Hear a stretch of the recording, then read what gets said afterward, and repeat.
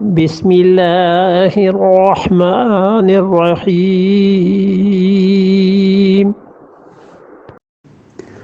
أحل لكم ليلة الصيام الرفث إلى نسائكم هن لباس لكم وأنتم لباس لهن علم الله أنكم كنتم تختانون أنفسكم فتاب عليكم وعفى عنكم فالآن باشروهن وابتغوا ما كتب الله لكم وكلوا واشربوا حتى يتبين لكم الخيط الأبيض من الخيط الأسود من الفجر ثم أتموا الصيام إلى الليل ولا تباشروهن وأنتم عاكفون في المساجد تلك حدود الله فلا تقربوها كذلك يبين الله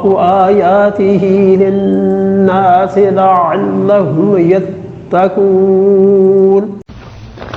کے متعلق بات چل رہی تھی اور اب دیکھیے اللہ تعالیٰ نے یہاں رمضان کے متعلق دوبارہ بات شروع کر دی. پہلے رمضان کی بات ہوئی، پھر دعا کی بات ہوئی کہ اللہ کے ہاں اس کی دعا قبول ہوگی، اور پھر رمضان کی بات شروع کر دی. تو اس کا مطلب یہ ہے کہ رمضان کو دو چیزوں سے خاص تعلق ہے، یا تو اللہ کے مانگنے سے اور دوسری چیز یہ کہ عبادت سے. یہ آیت کریمہ جو ہے 187 نمبر آیت، اللہ تعالیٰ نے اس میں ارشاد فرمایا کہ احل لکم لیلۃ الصیام، اور اللہ تعالیٰ نے مباح قرار دیا، جائز قرار دیا رمضان کی راتوں میں، صیام کی راتوں میں، الرفث تمہارا جانا، الی نسائکم اپنی بیویوں کے پاس، ہن لباس لکم وہ تمہاری بیویاں تمہارے لیے لباس ہیں، وانتم اور تم لوگ لباس لہن ان کے لیے لباس ہو. علم اللہ اللہ نے جان لیا، انکم کہ تم لوگ تھے، تم تھے تختانون اس بات کا ارادہ کرتے، خیانت کا، انفسکم اپنی جانوں کے لیے، فتاب علیکم سو اللہ نے مہربانی فرمائی تم پر، وعفا عنکم اور اللہ نے اس حکم کو اٹھا لیا. فالآن سو اب باشروہن تم رمضان کی راتوں میں بھی ان کے پاس جا سکتے ہو، وابتغوا اور ان سے چاہو، ما کتب اللہ لکم جو چیز اللہ نے تمہارے نصیب میں لکھی ہے، وکلوا اور کھاؤ، واشربوا اور پیو، حتی یتبین لکم الخیط الابیض یہاں تک کہ تمہارے لیے واضح ہو جائے سفید دھاگا، من الخیط الاسود اس دھاگے سے جو سیاہ ہے، من الفجر فجر کے وقت میں. ثم اتموا الصیام اور پھر اپنے روزوں کو پورا کرو، الی اللیل رات تک، ولا تباشروہن اور تم اپنی بیویوں سے تعلق کو قائم نہ کرنا، وانتم عاکفون جبکہ تم اعتکاف میں ہو، فی المساجد مسجدوں میں. تل کا اور اب تک یہ جتنے حکم ہم نے بیان کیے ہیں، حدود اللہ یا اللہ نے حد متعین کر دی ہے، فلا تقربوها سو اللہ کی حد توڑنے کے قریب نہ جانا، کذالک یبین اللہ اور اسی طرح اللہ تعالی واضح فرماتا ہے آیات ہی اپنے احکامات کو، للناس لوگوں کے لیے، لعلہم یتقون تاکہ لوگ بچتے رہیں، متقی رہیں، باز آئیں. اس آیت کریمہ کے بارے میں پہلی بات تو یہ ہے کہ یہ نازل کس کے بارے میں ہوئی. رمضان میں ابتدا میں روزہ صرف دن کا ہی نہیں رات کا بھی ہوتا تھا. ٹھیک معلوم ہے یہ اس کی تشریح کریں ہیں؟ اچھا ہوتا یہ تھا، حکم یہ تھا شریعت کا کہ ایک آدمی نے صبح روزہ رکھا، شام کو افطار کر لیا، اور شام کو افطار کرنے کے بعد سونے سے پہلے جتنا بھی وقفہ ہے بس یہ ہے اس کی افطاری کا. جب وہ سو گیا یا کھانا کھا کے پیٹ اس کا بھر گیا، فارغ ہو گیا، تو اب اس کے بعد صبح تک پھر اس کا روزہ شروع ہو گیا. تو شام کو افطاری کا وقفہ، کھانے کا وقفہ تھا، بس اس کے علاوہ کچھ نہیں تھا۔ اور حضرت قیس رضی اللہ عنہ کے متعلق آتا ہے کہ انہیں یہ دقت پیش آئی کہ وہ رمضان میں آئے گھر افطاری میں، اور انہوں نے اپنی اہلیہ سے کہا کہ کھانا پکا دو، جو بھی چیز پکانی ہوگی، اور لیٹ گئے، سو گئے۔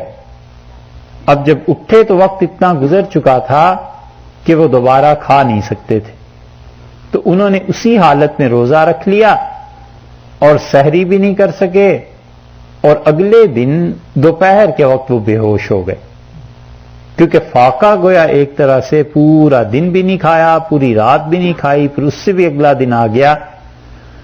تو مفسرین کہتے ہیں کہ انہوں نے رسول اللہ صلی اللہ علیہ وسلم سے جا کے مسئلہ پوچھا، اور ان کے بارے میں یہ آیت کریمہ نازل ہوئی ہے۔ ہمارے اساتذہ کہتے تھے کہ یہ آیت اصل میں حضرت عمر رضی اللہ عنہ کے بارے میں نازل ہوئی کہ وہ رسول اللہ صلی اللہ علیہ وسلم کی خدمت میں حاضر ہوئے، اور انہوں نے عرض کیا کہ اللہ کے رسول دن کا بھی روزہ اور رات کا بھی روزہ، اور وہ اپنی ایک بات پر رونے لگے۔ تو پوچھا حضور اقدس صلی اللہ علیہ وسلم نے کہ کس وجہ سے روتے ہو؟ تو انہوں نے عرض کیا کہ رات میرے ساتھ یہ مسئلہ ہو گیا کہ سوتے وقت میں اپنے آپ پہ قابو نہیں رکھ سکا، اور میں نے اپنی بیوی سے ایسا تعلق قائم کر لیا، اب میرے متعلق بتائیے کیا حکم۔ تو اللہ تعالی نے اساتذہ یہ کہتے تھے کہ حضرت عمر رضی اللہ عنہ کے بارے میں یہ آیت نازل کی، کیونکہ حضرت قیس رضی اللہ عنہ کے ساتھ کھانے پینے کا مسئلہ پیش آیا تھا، اور حضرت عمر رضی اللہ عنہ کے ساتھ اہلیہ کا مسئلہ پیش آیا تھا۔ اس لیے اللہ نے اس آیت کو شروع یہاں سے کیا ہے کہ احل لکم لیلۃ الصیام الرفث الی نسائکم، اور اللہ نے رمضان کی راتوں میں تمہارا اپنی بیویوں کے پاس جانا اسے جائز قرار دیا۔ تو وہ کہتے ہیں کھانے پینے کا ذکر نہیں بلکہ ازدواجی تعلقات کا تذکرہ ہے، تو اس لیے حضرت عمر رضی اللہ عنہ کے بارے میں یہ آیت زیادہ مناسب معلوم ہوتی ہے۔ اور یہ بھی ہو سکتا ہے کہ یہ سارے واقعات آگے پیچھے پیش آئے ہو، یہ بھی چیز ہو گئی ہو، حضرت عمر رضی اللہ عنہ کا تو معاملہ ہوا ہی ہوا ہے، اور اللہ تعالی نے رات کے روزے کو ختم کر دیا اور دن کے روزے کو باقی رکھا۔ شریعت کے احکامات دو طرح کے ہوئے ہیں، کچھ میں سختی بتدریج بڑھتی چلی گئی، اور کچھ میں نرمی آہستہ آہستہ آتی چلی گئی ہے، ایک ایکسٹریم بعد میں آئی، ایک ایکسٹریم پہلے آ گئی۔ مثلا شراب کے بارے میں اللہ تعالی نے 4 مرتبہ وحی نازل کی۔ ایک مرتبہ سورہ نحل میں مکی صورت میں ہی بتا دیا کہ شراب اس سے لوگ لیتے ہیں اور اس سے نشہ پیدا ہوتا ہے، تو وہ گویا ایک طرح کا اشارہ تھا کہ نشے کی چیزیں کچھ اچھی نہیں ہوتی۔ اور 3 آیات تو جو 3 مرتبہ مانتے ہیں وہ تو صراحتاً اللہ تعالی نے فرما دیا کہ دیکھو خمر اور میسر اور یہ چیزیں، ابھی ایک آیت آتی ہے شاید کل پرسوں آ جائے، تو وہ ابتدائی آیت نازل ہو گئی، پھر اس کے بعد تھوڑا سا اسے کہا کہ اور بڑھا دیا۔ پہلے کہا اس میں کوئی جو نفع بھی ہے اس کا نقصان زیادہ ہے، اور پھر اس کے بعد تھوڑا سا اور بڑھا کے کہا کہ اچھا جب تم اللہ کا ذکر اور نماز اور عبادت میں ہو، نشے کی حالت میں نہیں ہونا چاہیے، اور پھر آخری سٹیج پر لے گئے کہ اسے بالکل حرام کر دیا، پہلے کچھ پھر کچھ پھر کچھ پھر کچھ، چوتھے درجے پہ جا کے اسے حرام کیا۔ یہ ہے شریعت کے وہ احکامات کا معاملہ کہ تدریجاً ان میں پابندیاں لگائی گئیں۔ اور کبھی ایسے بھی ہوا ہے کہ جو اینڈ تھا، بالکل آخری چیز تھی، اسے پہلے بیان کر دیا، اور پھر تدریجاً اللہ اسے کم کرتے رہے ہیں۔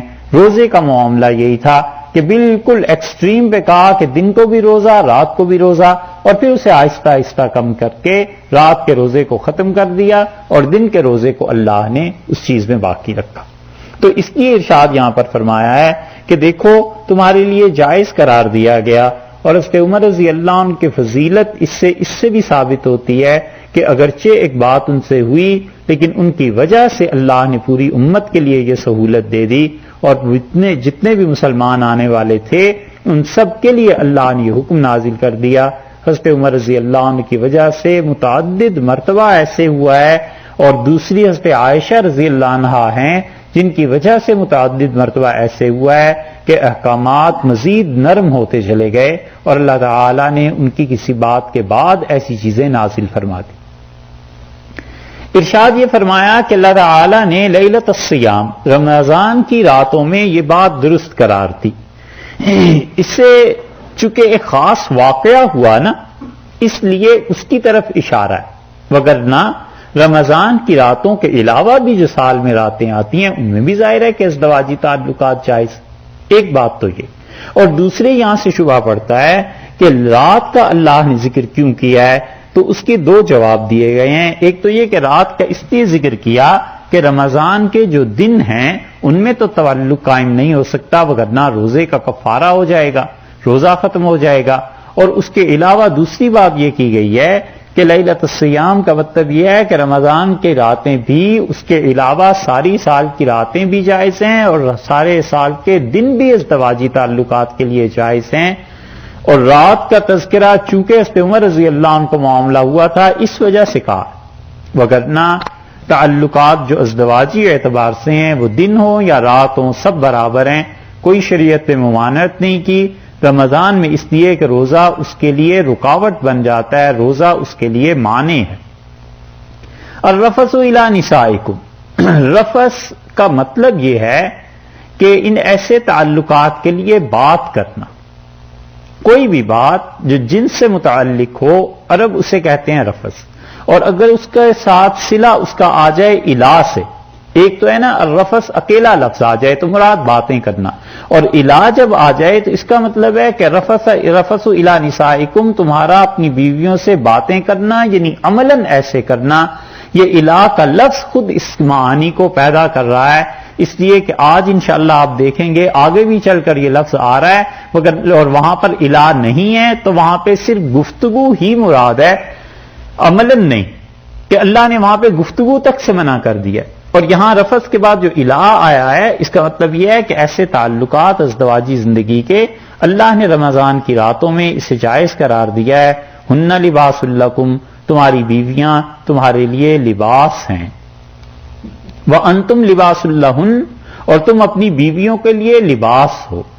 مطلب یہ ہے کہ اگر اپنی بیوی کے معائب بیان کرو گے، دیکھیے قرآن نے کتنی اچھی تشبیہ دی ہے کہ تم لوگوں میں جا کر اپنی بیوی کے معائب بیان کرو گے تو کچھ نہیں اپنا ہی لباس اتار رہے، اور بیوی جا کر لوگوں میں شوہر کی برائیاں بیان کرے گی تو وہ اپنا ہی لباس اتار رہی ہے اور تو کچھ نہیں کرتی۔ اس لیے منع کیا ہے۔ رسول اللہ صلی اللہ علیہ وسلم نے فرمایا تمہاری بیوی میں اگر کوئی بات غلط ہے تو تم اس کی اس چیز پہ بھی نظر کرو کہ اس میں کوئی اچھائی بھی ہے، اور آپ نے فرمایا تم اس کی جس بات سے تنگ آ جاؤ تو تم سوچتے رہو کہ اس میں اللہ نے اچھائیاں بھی رکھی ہیں، خوبیاں بھی رکھی ہیں، اور تم ان چیزوں کو ترجیح دو۔ حضرت عائشہ رضی اللہ عنہا کہتی ہیں کہ رسول اللہ صلی اللہ علیہ وسلم حضرت خدیجہ رضی اللہ عنہا کا تذکرہ برابر کرتے رہے اپنی ساری عمر، ساری زندگی میں، اور مجھ سے ارشاد فرمایا کہ کان لی منہا ولدن، تمہیں پتہ نہیں میری اولاد بھی تھی خدیجہ رضی اللہ عنہا سے، یعنی اولاد کا ہونا حضرت خدیجہ رضی اللہ عنہا سے یہ ان کے لیے بڑے شرف کی بات تھی۔ رسول اللہ صلی اللہ علیہ وسلم نے ان کے لیے یہ ارشاد فرمایا، اور اسی طرح اتنا زیادہ نرمی کا اتنا تعلق تھا، ہمارے ہاں لوگوں میں بہت بے اعتدالی آ گئی ہے، علیہ باللہ علیہ باللہ، ایسے ایسے جاہل اور گمراہ لوگ ہیں جو کہتے ہیں کہ ہمارے والد کہتے تھے بیوی تو پاؤں کا جوتا ہے جب چاہو تبدیل کر لیں۔ ایسے ایسے گمراہ بھی ہیں، سنا ہے یہ محاورہ ہے نا، کہتے ہیں لوگ، اور انہیں پتہ نہیں اللہ نے کہا تم ایک دوسرے کا لباس ہو۔ رسول اللہ صلی اللہ علیہ وسلم جتنا اپنی بیویوں کی رعایت کرتے تھے، ہمارے زمانے میں اگر کوئی آدمی اتنی رعایت کرنے لگے تو بڑی مصیبت میں پڑ جائے۔ لوگ تو سب سے پہلے اسے کہیں کہ زن مرید ہو گیا، بیوی کا مرید ہو گیا۔ جتنی رسول اللہ صلی اللہ علیہ وسلم اپنی بیویوں کے ساتھ شفقت اور نرمی فرماتے تھے، اتنا اب ہمارے مسلمان معاشروں میں تصور نہیں رہا۔ حدیث میں آیا ہے کہ رسول اللہ صلی اللہ علیہ وسلم کے ہاں اتنی نرمی تھی، اتنی زیادہ، حضرت صفیہ رضی اللہ عنہا کہتی ہیں مجھے اونٹ پر سوار ہونا تھا اور کوئی چیز نہیں تھی جس میں اپنا پاؤں رکھ سکوں، تو رسول اللہ صلی اللہ علیہ وسلم نیچے بیٹھ گئے اور مجھے اشارہ فرمایا اور میں نے آپ کی ران پہ پاؤں رکھا اور پھر میں اونٹ پر جا کے بیٹھی. اب کوئی اپنی بیوی کے لیے ایسے کر لے، فرض کر لو پجیرو لے لی، بڑی گاڑی لے لی ہیں، اور کوئی بیٹھ جائے ایسے کہ آپ اسے کا پاؤں رکھ کے پھر بیٹھ جائیے آرام سے اور دیکھ لیں ان کی ساس صاحبہ، تو پھر کیا ہو. خیر، اور دوسری طرف بھی ایسی ہے کہ شوہر وہ ساری زندگی محنت، محبت، تعلق، یہ چیزیں وہاں بھی ناشکری ہوتی ہے عورتوں میں بھی، تو اعتدال رہا نہیں. اور رسول اللہ صلی اللہ علیہ وسلم تم میں سے سب سے اچھے لوگ وہ ہیں جو اپنی بیویوں کے لیے اچھے ہیں. وَأَنَا خَيْرُكُمْ لِأَهْلِي، اور تم دیکھ لو میں اپنی بیویوں کے لیے بہت اچھا ہوں. اتنی زیادہ احادیث اس معاملے میں آئی ہیں کہ اگر وقت ہوتا تو اس کو بیان کرتے. آگے خواتین کے معاملے آ رہے ہیں، وہاں بھی متعدد مواقع ایسے آئیں گے. اور رسول اللہ صلی اللہ علیہ وسلم کو حتیٰ کہ طلاق دینی تھی تو پوچھا کہ میں آپ کو طلاق دے دوں، انہوں نے کہا نہیں طلاق نہ دے، تو رسول اللہ صلی اللہ علیہ وسلم نے نہیں دی. حضرت زینب رضی اللہ عنہا کا معاملہ تھا.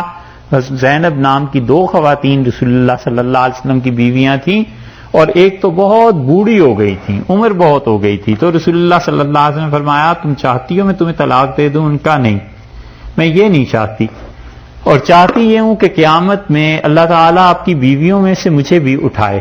باقی جو میرے پاس آنے کی رات ہے یا باری ہے میری، وہ آپ عائشہ رضی اللہ عنہا کے یہاں چلے جایا کریں، میرے لیے آپ کا آنا نہ آنا کوئی اس کی ایسی ضرورت نہیں. تو رسول اللہ صلی اللہ علیہ وسلم عصر کے بعد ان کا حال پوچھنے چلے جاتے تھے، مگر وہ جو باری انہوں نے اپنی حضرت عائشہ رضی اللہ عنہا کو دے دی تھی وہ ایسی.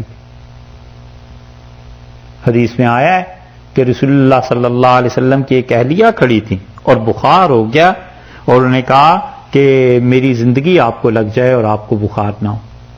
تو لوگوں نے دیکھا کسی نے، تو رسول اللہ صلی اللہ علیہ وسلم یہ سچ کہتی ہے، اسے مجھ سے ایسی محبت.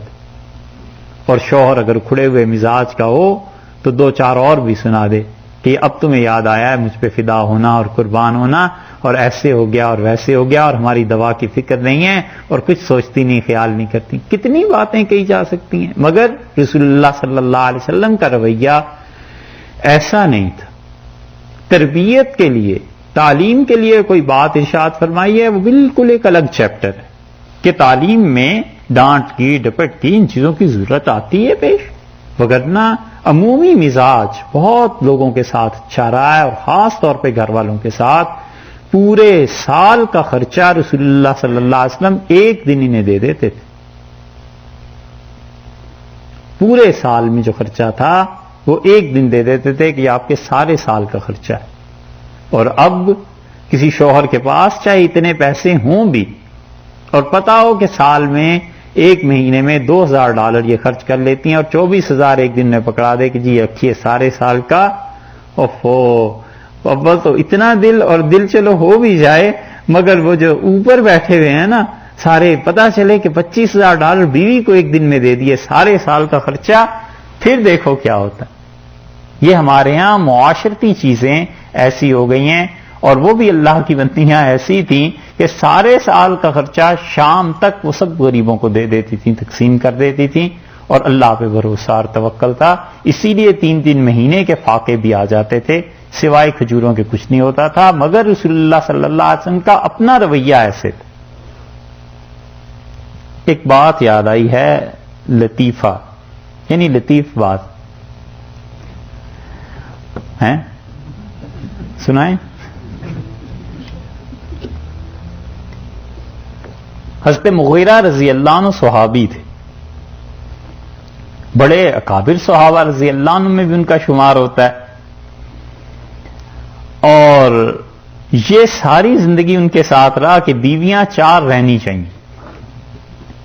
ایک کا انتقال ہو گیا تو انہوں نے کہیں پیغام بھجوایا. لوگ ان چیزوں کے متعلق سمجھتے ہیں کہ یہ شاید اسلام سے، ان چیزوں سے باہر کی باتیں ہیں. ایسے نہیں، اسلام نے ان چیزوں کے بارے میں بھی پوری تعلیم دی ہے. عبداللہ ابن مسعود رضی اللہ عنہ جیسا متقی انسان، وہ کہتے تھے کہ اگر مجھے پتا چل جائے کہ کل صبح میرا انتقال ہو جانا ہے، میں نے مرنا ہے، تو آج کی جو رات ہے نا، میں اسے بھی بیوی کے بغیر پسند نہیں کرتا. فرماتے تھے اپنے نفس پہ ڈر لگتا ہے کسی گناہ میں نہ پڑ جاؤ. ایسے اللہ کے اچھے بندے تھے. یہ انسانی زندگی ہے ساری. تو حضرت مغیرہ رضی اللہ عنہ کی اہلیہ کا انتقال ہو گیا, دوسری جگہ نکاح کرنا تھا, تو انہوں نے پیغام بھجوایا. لڑکی کے گھر والوں نے کہا حضرت آپ کی جو عزت, شرف, منزلت اور قدر ہے ہم نہ نہیں کرتے, لیکن اس لڑکی کے لیے ایک اور لڑکے نے پیغام بھجوایا جو آپ سے کم عمر ہے, تو اب آپ پہ چھوڑ دیتے ہیں, جو آپ فیصلہ کریں گے انصاف کے ہی مطابق ہوگا. آپ صحابی ہیں آخر رضی اللہ عنہ, تو جو بھی فرما دیں. انہوں نے کہا اس طرح کرو, مجھ پہ فیصلہ چھوڑنے کی بجائے اس لڑکی سے ہی فیصلہ کرا لو. ان کا حضرت وہ کیسے فیصلہ کرے؟ تو انہوں نے کہا پوچھ لو. پتہ چلا حضرت کو ہی فیصلہ کچھ کرنا ہے, تو انہوں نے کہا اس طرح کرو پھر پردے میں اس لڑکی کو بٹھا دو, میں بھی تمہارے گھر آ جاؤں گا, وہ بھی آ جائے گا جو لڑکا ہے, تو ہم دونوں باتیں کریں گے, تو شخصیت ہم دونوں کی اس بچی کے سامنے آ جائے گی, پھر جس پہ وہ ہاں کر دے تو کرتے ہیں نا. وہ مان گئے. حضرت مغیرہ رضی اللہ عنہ جب آ کے بیٹھے اور لڑکا بھی آیا, تو حضرت مغیرہ رضی اللہ عنہ نے اس سے باتوں میں پوچھا کہ یہ بتاؤ کہ بیوی کو خرچہ دینے کے معاملے میں تمہارا کیا رویہ ہے؟ اس نے کہا حضرت ایک ایک پائی میں گھر میں گن گن کے دیتا ہوں جو بھی گھر اب چل رہا ہے, اور رات کو شام کو اگلے دن پھر پورا اس کا حساب بھی لیتا ہوں کہ پیسے کدھر خرچ کیے. تو ظاہر ہے میں شادی کروں گا, اگر بیوی کو پیسے دوں گا تو حساب بھی لوں گا. تو وہ سنتے رہے, چپ رہے. پھر تھوڑی دیر بعد اس نے پوچھا آپ کیا کرتے ہیں؟ ان کا بھی ہمارے پاس اتنا وقت نہیں ہے کہ عورتوں کے معاملات میں پڑیں, میں تو ایک تھیلی سونے کی دے دیتا ہوں, پھر جب وہ مجھے کہتی ہیں ختم ہو گئی پھر میں دوسری دے دیتا ہوں, پھر جب وہ کہتی ہیں ختم ہو گئی میں تیسری دے دیتا ہوں. میں نے کبھی نہیں حساب لیا. بات ختم ہوئی, چلے گئے. حضرت مغیرہ رضی اللہ عنہ کی لڑکی نے ہاں کر دی. تو کسی نے پوچھا کہ تم نے حضرت مغیرہ رضی اللہ عنہ کے لیے کیوں ہاں کی, ان کی تو عمر زیادہ ہے. اس نے کہا کہ یہ جو روز روز کے حساب ہے نا, یہ نہیں دیے جا سکتے. یہ مغیرہ رضی اللہ عنہ اچھے ہیں, پیسے دے دیتے, پوچھتے تو نہیں کہ کہاں خرچ کیے. تو اس لیے یہ رسول اللہ صلی اللہ علیہ وسلم ہی کی تعلیم کا اثر تھا کہ وہ اپنی خواتین کے معاملے میں نرمی تھی مزاج کی. وجہ اس کی یہ ہے کہ آگے اولاد کی تربیت ماں نے کرنی, اس کی حیثیت صرف بیوی کی نہیں بلکہ اگلی نسل کے لیے وہ ماں ہے. تو اللہ تعالیٰ نے فرمایا وہ تمہارا لباس ہے اور تم اس کا لباس, یعنی تمہارے ذریعے اسے عزت مل جائے گی اور اس کے ذریعے تمہیں عزت ملے گی. ایک بات یہ کہ تمہارے معائب پر, کمزوریوں پر وہ پردہ ڈالنے والی ہے اور تم اس کی کمزوریوں پر پردہ ڈالنے والے ہو. اگر تم ایک دوسرے کی کمزوریاں اور یہ چیزیں بیان کرو گے تو تم گویا اپنی کمزوریاں بیان کر رہے ہو, ایسے نہ کرو. علم اللہ, اللہ نے جان لیا, یعنی اللہ تعالی کے علم میں ہے کہ انکم کنتم تختانون, کہ تم لوگ ارادہ کرتے تھے خیانت کا اپنی جانوں کے لیے. یہ جو لفظ ہے نا خیانت کا, تختانون, اس پہ بہت زیادہ بعض لوگوں نے لکھا ہے, اور خلاصہ اس کا یہ ہے کہ وہ کہتے ہیں کہ صحابہ کرام رضی اللہ عنہ جو تھے رسول اللہ صلی اللہ علیہ وسلم کے, یہ خائن تھے, خیانت کرتے تھے, بددیانتی سے کام لیتے تھے, اور اللہ نے یہ کہا ہے تختانون. دیکھو بھائی, پہلی بات تو یہ ہے کہ اگر یہ خیانت ہوتی تو اللہ تعالی یہاں پر فرماتے کہ تخونون, تم خیانت کرتے تھے. یہاں پر یختانون کا لفظ آیا ہے جو کہ اختیان سے نکلا ہے, اور اختیان جو ہے یہ جب آپ عربی پڑھیں گے تو انشاءاللہ آپ کو اندازہ ہوگا کہ افتعال سے ہے, اور افتعال کے باب پہ جتنے بھی لفظ آتے ہیں اس کا مطلب یہ نہیں ہے کہ عمل کرنا, اس کا مطلب ہے خیانت کا ارادہ کرنا. افتعال کسی فعل کا ارادہ کرنا, یہ نہیں کہ اس فعل کو کر دیا. تو کسی بھی کام کے قصد میں, ارادہ کرنے میں, اس کام کے کرنے میں فرق ہے.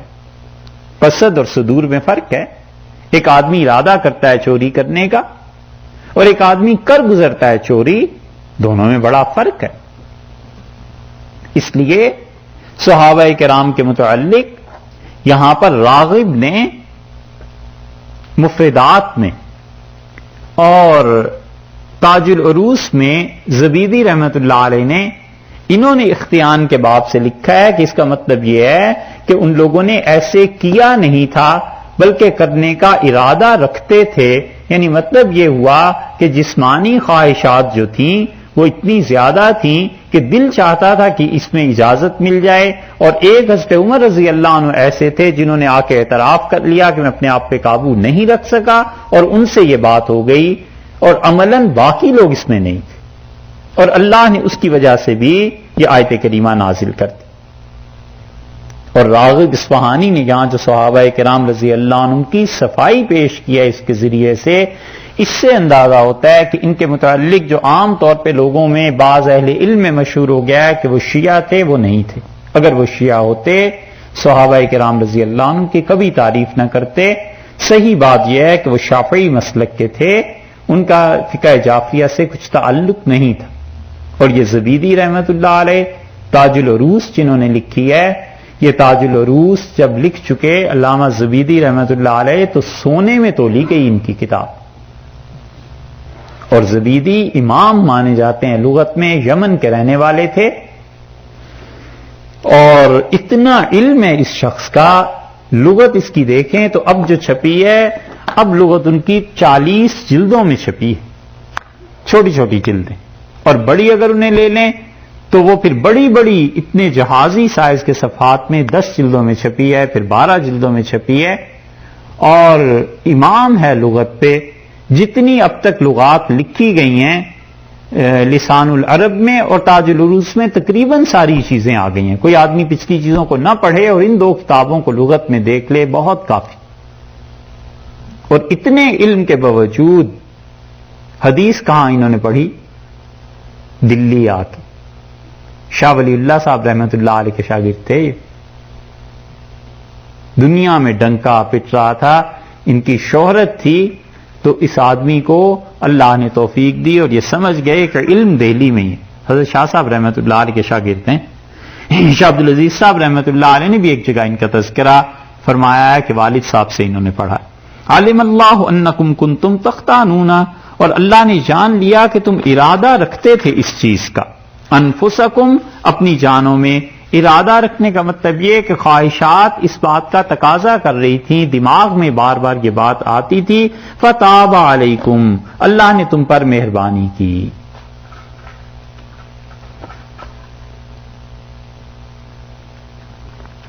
ان ساری باتوں کے جواب میں جتنا کچھ یہاں اہل تشریح نے لکھا ہے، ہم 2 باتیں کہتے ہیں.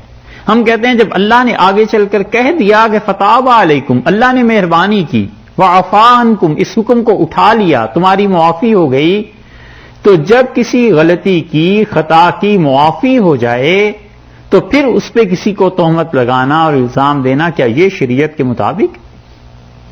جب اللہ نے کہہ دیا کہ ایک چیز میں نے ختم کر دی، معاف کر دی، تو بات ختم ہو گئی، تو پاک ہو گئے. حضرت عمر رضی اللہ عنہ کے لیے یہ جو لفظ آ گئے کہ اللہ نے تم پر مہربانی کی اور اس حکم کو اٹھا لیا، تم سے جو ہوا ہم نے مہربانی کر دی، ختم ہو گئی بات، اور تمہاری وجہ سے پوری امت کو سہولت دے دی، تو اب کیا اعتراض کا موقع؟ ایک. اور دوسری بات وہ ہے جو حضرت عبداللہ ابن عمر رضی اللہ عنہ کو پیش آئی تھی. ایک آدمی ان کے پاس آیا اور اس نے کہا عبداللہ ابن عمر رضی اللہ عنہ سے، وہ آدمی مخالف تھا حضرت عثمان رضی اللہ عنہ کا، اور اس نے کہا کہ عبداللہ آپ جانتے ہیں کہ آپ کو معلوم ہے کہ بدر میں عثمان شریک نہیں تھے؟ انہوں نے کہا مجھے معلوم ہے. پھر اس نے کہا عثمان ان لوگوں میں سے تھے رضی اللہ عنہ جو احد میں رسول اللہ صلی اللہ علیہ وسلم کے ساتھ جم کر کھڑے نہیں ہوئے تھے. انہوں نے کہا یہ بھی معلوم. اس نے کہا عثمان رضی اللہ عنہ ان لوگوں میں سے تھے جو گئے تھے حدیبیہ میں اور مکہ مکرمہ گئے تھے، عمرہ کر لیا تھا اور رسول اللہ صلی اللہ علیہ وسلم کو چھوڑ گئے تھے. انہوں نے کہا یہ بھی معلوم. اس نے کہا اس کے باوجود آپ عثمان کی حمایت کرتے ہیں؟ تو انہوں نے کہا سنو، بدر میں رسول اللہ صلی اللہ علیہ وسلم کی بیٹی بیمار تھی، وہ عثمان رضی اللہ عنہ کی اہلیہ تھیں، اور رسول اللہ صلی اللہ علیہ وسلم نے خود فرمایا تھا کہ عثمان تم اپنی بیوی کا خیال کرنا، اور حضرت صلی اللہ علیہ وسلم نے واپسی پہ عثمان کو بدری صحابہ رضی اللہ عنہ جتنا ہی حصہ مال غنیمت میں دیا تھا، اس لیے وہ تو رسول اللہ صلی اللہ علیہ وسلم کی وجہ سے رکے تھے، عثمان خود تو نہیں رکے تھے۔ اور دوسری بات تم نے کہی ہے کہ احد میں وہ رسول اللہ صلی اللہ علیہ وسلم کے ساتھ کھڑے نہیں ہوئے، تو اللہ نے قرآن میں کہا کہ وَلَقَدْ عَفَا اللَّهُ عَنْهُمْ، اللہ نے ان سب کو معاف کر دیا، اور تم اس آدمی کو اب بھی نہیں بخشتے جسے اللہ نے بخش دیا۔ اور تیسری بات عمرے کی، تو عثمان رضی اللہ عنہ گئے تھے، اور ہم نے رسول اللہ صلی اللہ علیہ وسلم سے کہا تھا کہ عثمان چلے گئے ہیں اور مکہ میں عمرہ کر رہے ہوں گے، اور ہم یہاں حدیبیہ میں بیٹھے ہیں، تو رسول اللہ صلی اللہ علیہ وسلم کو اتنا اعتماد تھا ان پہ کہ آپ نے فرمایا یہ نہیں ہو سکتا کہ عثمان میرے بغیر عمرہ کر لیں۔ اور جب عثمان رضی اللہ عنہ آئے تو ہم نے ان سے پوچھا، انہوں نے کہا کوئی آدمی ایسا نہیں تھا جو مکہ میں مجھے روک سکتا، اور جن کے پاس میں ٹھہرا تھا میرے ہر طرف رشتہ دار تھے، انہوں نے مجھ سے کہا کہ تم نے حرام باندھا ہوا ہے، چلو اور عمرہ کرو، تو میں نے کہا نہیں، میں اس وقت تک نہیں کروں گا جب تک رسول اللہ صلی اللہ علیہ وسلم نہیں کریں۔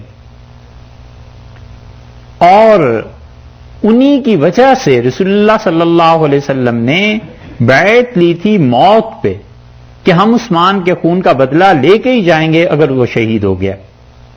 اور پھر رسول اللہ صلی اللہ علیہ وسلم نے ہمیں اپنا دایاں ہاتھ دکھایا تھا اور فرمایا تھا کہ یہ ہاتھ کس کا ہے؟ ہم نے کہا آپ کا، آپ نے کہا نہیں یہ عثمان کا ہاتھ۔ اور پھر آپ نے اپنا بایاں ہاتھ دکھایا اور فرمایا یہ کس کا ہے؟ ہم نے کہا آپ کا، تو آپ نے فرمایا ہاں یہ میرا ہاتھ ہے، اور آپ نے اپنے دائیں دستے مبارک کو بائیں پہ رکھا اور آپ نے فرمایا یہ دیکھو عثمان نے میری بیعت کر لی۔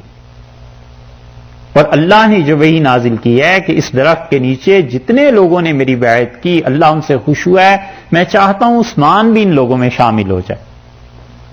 تو انہوں نے کہا کہ رسول اللہ صلی اللہ علیہ وسلم کا رویہ تو عثمان کے متعلق یہ تھا اور تم مجھے کہتے ہو، یہ تو تمہارے سوال کا جواب ہے۔ اور انہوں نے کہا اس سے اگلی بات بھی لیتے جاؤ، اٹھو یہاں سے۔ اور انہوں نے کہا کہ حضرت صلی اللہ علیہ وسلم نے مجھ سے فرمایا، ہم لوگوں سے کہا تھا کہ وَإِذَا رَأَيْتُمُ الَّذِينَ يَسُبُّونَ أَصْحَابِي، اور جب تم ان لوگوں کو دیکھو جو میرے صحابہ رضی اللہ عنہم پہ زبان دراز کرتے ہیں، تنقید کرتے ہیں، تو تم کہنا لعنت اللہ علی شرکم، خدا تمہارے اس فعل پہ، اس حرکت پہ خدا کی لعنت پڑے، کتنے گناہ کا کام۔ تو کہنے لگے یہ میری طرف سے لے جاؤ، چلو یہاں سے۔ یہ ہے اللہ نے جب کہہ دیا فتاب علیکم وعفا عنکم، اللہ نے مہربانی کی، اللہ نے اس حکم کو اٹھا لیا، تو اب کس کا موقع ہے کہ یہ کہے کہ صحابہ رضی اللہ عنہ ایسے کرتے تھے یا نہیں کرتے تھے؟ فالآن، سو اب جب حکم اٹھ گیا، اب تم باشروہن، اپنی بیویوں سے ازدواجی تعلقات رمضان کی راتوں میں بھی قائم کرو، یعنی یہ مباح ہو گیا، پہلے منع تھا اب اجازت دے دی گئی۔ جیسے کھانا ہے پینا ہے ایسے ہی ازدواجی تعلقات بھی ہیں، اور شریعت نے اس کے متعلق مستقل احکامات دیے ہیں کہ کیا کیا چیزیں ہیں۔ وابتغوا، اور چاہو، ما کتب اللہ لکم، جو کچھ اللہ نے تمہارے نصیب میں لکھا ہے تمہاری بیویوں سے، یعنی اولاد کو چاہو کہ اولاد ہونی چاہیے۔ اس سے معلوم ہوتا ہے کہ کوئی آدمی اگر اولاد کی تمنا کرے کہ اس انسان کے لیے درست ہے، اور اگر اس کی نیت بھی یہ ہو کہ اللہ تعالیٰ اس عمل کے نتیجے میں مجھے اولاد دے، یہ بھی درست ہے۔ اللہ نے فرمایا اپنی اولاد کو چاہو جو کچھ کہ اللہ نے تمہارے لیے رکھا۔ اولاد سے محبت، تعلق، یہ شریعت نے سکھایا ہے۔ حضرت عثمان رضی اللہ عنہ کے یہاں جب کوئی بچہ پیدا ہوتا تھا تو اس بچے کو منگا کے کپڑوں میں اسے سونگتے تھے اپنے بچے کو۔ تو کسی نے کہا امیر المومنین آپ اپنے بچے کو سونگتے کیوں ہیں؟ حضرت عثمان رضی اللہ عنہ سے پوچھا تو انہوں نے کہا میں چاہتا ہوں کہ میری اولاد کی محبت میرے دل میں سما جائے، اور یہ اس کی خوشبو میں اچھی طرح سونگ لوں، اور پھر اسے جب کوئی تکلیف پہنچے گی نا تو میری روح کو بھی اس سے تکلیف پہنچے گی۔ ایک فطری چیز ہے۔ بہت سے لوگوں کے ساتھ ایسے ہوتا ہے کہ ان کے اعزاء، اقارب، بیٹا بیٹی کسی کو تکلیف پہنچے تو انہیں محسوس ہوتا ہے کہ کوئی نہ کوئی گڑبڑ ہے، کوئی نہ کوئی بات ایسی ہو گئی ہے۔ قدرتی چیز ہے ایسے، یہ محبت اور تعلقات اللہ نے اسی لیے رکھے۔ ما کتب اللہ لکم، اللہ نے جو کچھ بھی تمہارے نصیب میں رکھا ہے اس کو چاہو۔ وکلوا واشربوا، اور کھاؤ اور پیو حتیٰ یہاں تک کہ یتبین لکم رات میں پھر یہ بات ظاہر ہو جائے. رات کا حکم چل رہا ہے تو فرمایا حتیٰ یتبین لکم یہاں تک کہ تمہیں پتہ چل جائے الخیط الابیض سفید دھاری من الخیط الاسود سیاہ دھاری سے. سیاہی ہوتی ہے رات کی تو ایک سفیدی وہ قائم ہوتی ہے جو طولن ہوتی ہے شمالن جنوبن ہوتی ہے یعنی انسان کے سر کے اوپر ہوتی ہے اور وہ کناروں پر نہیں پھیلتی بلکہ بیچوں بیچ آسمان کے ہوتی ہے. یہ کہلاتی ہے صبح صادق صبح کاذب. اور صبح کاذب یہ جھوٹی صبح جو ہوتی ہے ایسے لگتا ہے جسے دن چڑھنے والا, اس کا کوئی اعتبار نہیں. اور ایک سفیدی وہ ہے جو آسمان کے کناروں پر پھیلتی ہے. اور یہ جو نماز کی کیسٹس ہیں اس میں جہاں نماز کے اوقات پر ہم نے بحث کی ہے وہاں کافی تفصیل سے بیان کر دیا ہے کہ ان کا فرق کیا ہے. تو وہ جو سفیدی پھیلنا شروع ہوتی ہے آسمان کے کناروں پہ پھر وہ بڑھتی ہی چلی جاتی ہے, ختم نہیں ہوتی.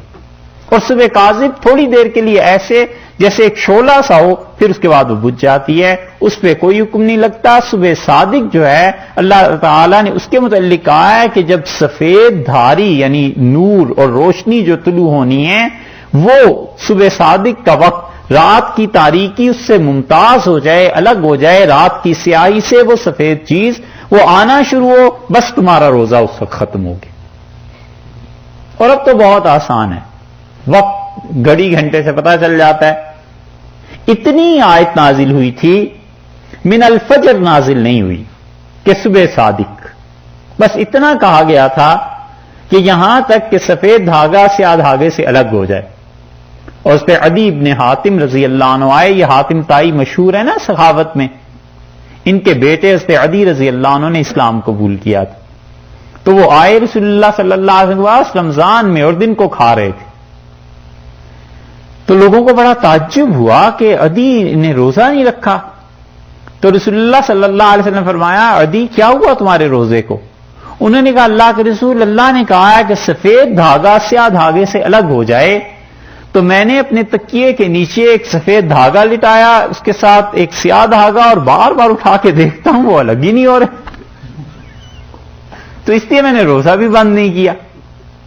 یہ اگلے الفاظ جو ہے نا من الفجر اور صبح صادق میں یہ اس کے بعد نازل ہوئے رسول اللہ صلی اللہ علیہ وسلم پہ, اور آپ نے فرمایا ادئی یہ صبح صادق مراد ہے, وہ دھاگے مراد نہیں ہیں. اور پھر آپ نے فرمایا اذا عرض الوسادہ, پھر تیرا تکیہ تو اتنا بڑا ہو گیا ہے کہ دن اور رات دونوں اس کے نیچے چلے گئے. یہ دلیل ہے اس بات کی بھی کہ ہر آدمی کی سمجھ برابر نہیں ہوتی. کچھ لوگ کسی بھی حکم کو اچھی طرح سمجھتے ہیں, کچھ کم درجے میں سمجھتے ہیں, سب کی سمجھ برابر نہیں ہوتی. اسی وجہ سے ان احادیث اور ان چیزوں کو دیکھ کر پھر جو اجتہاد کرتا ہے نا اس اجتہاد میں فرق آ جاتا ہے. اور صحابہ رضی اللہ عنہ نے نہیں سمجھا, عدی رضی اللہ عنہ یہی سمجھے. تو اللہ نے نازل کی آیت کہ من الفجر, کہ فجر کے وقت. یہ صحابہ کرام رضی اللہ عنہ خدا کو اتنے عزیز اور پیارے تھے کہ ایک ایک بات پر وہی نازل ہوتی تھی, کوئی شبہ انہیں نہ رہ جائے. ثم اتموا الصیام الی اللیل, اور پھر پورے کرو اپنے روزوں کو الی اللیل, رات تک. یعنی جب رات کی حد شروع ہو تو تمہارے روزے کی حد اس وقت ختم ہو جانی چاہیے. جوں ہی تاریکی آنا شروع ہوتی ہے اور اس کے ساتھ ہی جب شفق کی سرخی آئی تو بس تمہارے روزے کی حد ختم ہو گئی. اور حدیث میں آتا ہے حضرت بلال رضی اللہ عنہ کہتے ہیں کہ رسول اللہ صلی اللہ علیہ وسلم مجھ سے کہتے تھے کہ شربت لاؤ اور روزہ افطار کریں. میں کہتا تھا اللہ کے رسول ابھی تو روشنی نظر آ رہی ہے. رسول اللہ صلی اللہ علیہ وسلم فرماتے جب ادھر سے رات ختم ہو جائے اور سورج ایسے صبح صادق ہونا شروع ہو اور روشنی آنا شروع ہو, اور جب ادھر کو سورج ڈوب جائے اور پھر شفق چھانا شروع ہو جائے تو بس اس پہ روزہ بند کر دیا کرو, اس پہ افطار کر دیا کرو. دیکھ کے اس کا حکم لگاتے تھے. تو اللہ تعالیٰ نے فرمایا رات جو ہی شروع ہو تمہارا روزہ ختم ہو جانا چاہیے. اور ارشاد فرمایا رسول اللہ صلی اللہ علیہ وسلم نے کہ میری امت خیر میں رہے گی جب تک یہ روزے کو افطار کرنے میں جلدی کرتے رہیں گے. اتنی بھی جلدی نہ ہو کہ شبہ ہو پتہ نہیں کہیں روزہ بھی رہا ہے یا نہیں، مطلب یہ، لیکن یہ کہ انسان اطمینان سے افطار جلدی کرنا چاہیے. اور صحابہ رضی اللہ عنہ سحری رسول اللہ صلی اللہ علیہ وسلم نے فرمایا یہ برکت کا کھانا ہے. ارشاد یہ ہے کہ دیر تک کھاتے رہو. دیر کا مطلب یہ ہے کہ صبح صادق سے پہلے چھوڑ دے، کہیں یہ بھی فتویٰ لینے کی ضرورت نہ پیش آئے کہ جی آج روزہ بھی ہوا یا نہیں ہوا. تو ارشاد فرمایا تبین لکم الخیط الابیض من الخیط الاسود من الفجر ثم اتموا الصیام الی اللیل، اور پھر اپنے روزے کو پورا کرو رات تک. ولا تباشروہن، اور اپنی بیویوں سے تعلق نہ قائم کرنا. وانتم عاکفون فی المساجد، جبکہ تم مسجدوں میں اعتکاف کی حالت میں ہو. تو اس کا مطلب یہ ہوا کہ کسی قسم کا بھی ایسا تعلق رکھنا جائز نہیں. ابتدا سے انتہا تک سارے تعلقات کو منع فرما دیا ہے. تلک حدود اللہ، اور لوگوں یہ اللہ کی حدود ہیں، یہ اللہ کے احکامات ہیں. کتنے حکم اللہ نے دیے ہیں یہ سارے کے سارے. فلا تقربوہا، اور ان کے قریب بھی نہ جانا، انہیں توڑنے کی کوشش نہ کرنا، ان میں خدا کی نافرمانی نہ کرنا. جتنے بھی احکامات اللہ نے دیے ہیں ان کے قریب مت جاؤ، ان کو مت توڑو، ان چیزوں کو مت چھیڑو. تم اعتکاف عبادت ہے، اور ایسی عبادت ہے جو رسول اللہ صلی اللہ علیہ وسلم سے ثابت ہے آپ کرتے رہیں. اور حدیث میں آتا ہے کہ آخری عشرے کا اعتکاف رسول اللہ صلی اللہ علیہ وسلم ساری زندگی کرتے رہے ہیں. ہے یہ نفل، ہے یہ سنت موقدہ علی الکفایہ، یعنی کچھ ایک آدمی بھی محلے سے کر لے تو سب کی طرف سے پوری ہو جائے گی. لیکن اہتمام اتنا رہا ہے کہ بدر کے سال میں تو 17 کو بدر ہوئی نا، اور رسول اللہ صلی اللہ علیہ وسلم مدینہ منورہ واپس پہنچے ہیں 21 یا 22 کو، تو اس سال اعتکاف نہیں فرما سکے. اور پھر حضرت صلی اللہ علیہ وسلم نے وفات سے پہلے ایک اس عشرے کا اعتکاف کیا رمضان کا، پھر شوال کے 10 دن کا بھی اعتکاف کیا. اور یہ گویا قضا فرمائی وہ جو بدر میں رہ گیا تھا. دل کو پاک کرنے میں خاص دخل ہے اس چیز کا، اور ابن قیم رحمۃ اللہ علیہ نے بڑی اس کی تعریف لکھی ہے، اور وہ پڑھنے سے تعلق رکھتا ہے جو فوائد انہوں نے اعتکاف کے لکھے. تو اللہ تعالیٰ نے فرمایا کہ جتنے کام میں نے تمہیں بتائے ہیں یہ دیکھو خدا نے حد باندھ دی ہے، خدا نے رعایتیں بھی دی ہیں اور بتا دیا ہے کہ کس حد تک تم جا سکتے ہو ان رعایتوں میں. کذالک یبین اللہ، اور اسی طرح اللہ تعالیٰ واضح کرتا ہے، کھولتا رہتا ہے للناس، لوگوں کے لیے اپنے احکامات کو، لعلہم یتقون، تاکہ لوگ بچتے رہیں اللہ کی نافرمانی سے، لوگ بچتے رہیں اس چیز سے کہ وہ خدا کے نافرمان بن جائیں، متقی بنیں. یہ تو ہو گیا 2 حکم آئے ایسے جن میں انتظام تھا. پہلا حکم آیا کون سا؟ قصاص کا. دوسرا وصیت کا. اس کے بعد یہ کیا آ گیا؟ یہ ایسا ایک کام، امر ایسا جو مصلح، اصلاح کے لیے، کہ تم اپنی ذات کی طرف بھی توجہ دو. تمہیں یہ چیزیں چاہیے اپنی ذات کو ٹھیک کرنے کے لیے، معاشرہ، سوسائٹی بھی ٹھیک رہے، تم بھی ٹھیک رہو. مال کے اعتبار سے وصیت کو فرما دیا، جسم کے اعتبار سے، عبادت کے اعتبار سے اس کو فرما دیا. اب اس کے بعد